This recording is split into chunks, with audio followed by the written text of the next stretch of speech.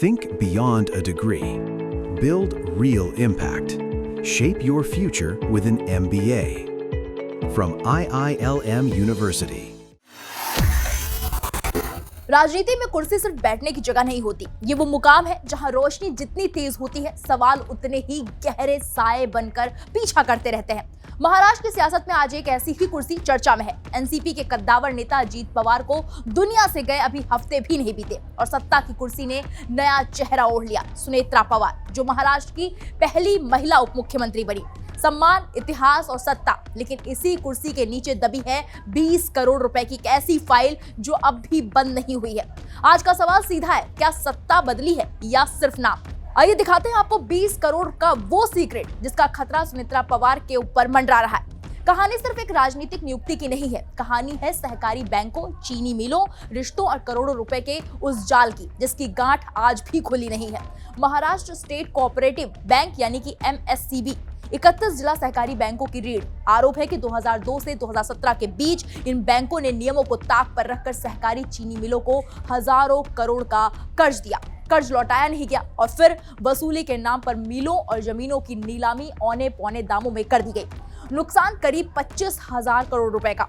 जांच एजेंसियों का दावा है कि इन नीलामियों में वही लोग फायदे में रहे जो सत्ता और बैंकिंग सिस्टम से जुड़े हुए थे।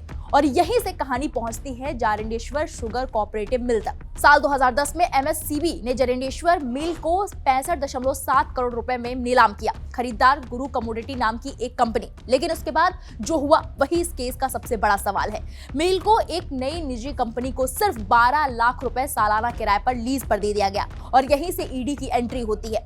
प्रवर्तन निदेशालय का दावा है कि इस सौदे में इस्तेमाल हुई रकम का स्रोत साफ नहीं है। ईडी के मुताबिक करीब 20 करोड़ रुपए जय एग्रोटेक प्राइवेट लिमिटेड से आया है, एक ऐसी कंपनी जिसमें सुनेत्रा पवार डायरेक्टर रह चुकी हैं। यही 20 करोड़ रुपए आज भी जांच की सबसे अहम कड़ी है। मुंबई पुलिस की आर्थिक अपराध शाखा यानी EOW ने अजीत पवार और सुनेत्रा पवार को क्लीन चिट दे दी। लेकिन ईडी का कहना है कि मनी लॉन्ड्रिंग का मामला अलग है और EOW की रिपोर्ट धन शोधन के एंगल को पूरा नहीं करती, इसलिए चार्जशीट में नाम आज भी मौजूद है और मामला अदालत में लंबित है। इतना ही नहीं, आयकर विभाग ने बेनामी संपत्ति कानून के तहत करीब 1000 करोड़ रुपए की संपत्तियां अटैच की थी। हालांकि ट्रिब्यूनल से बाद में राहत मिली, लेकिन अब सामाजिक कार्यकर्ता अंजलि दमानिया दोबारा कार्रवाई की मांग कर रही हैं। उनका कहना है कि सुप्रीम कोर्ट के पुराने आदेश वापस लेने के बाद पवार परिवार को मिली राहत फिर से जांच के दायरे में आनी चाहिए।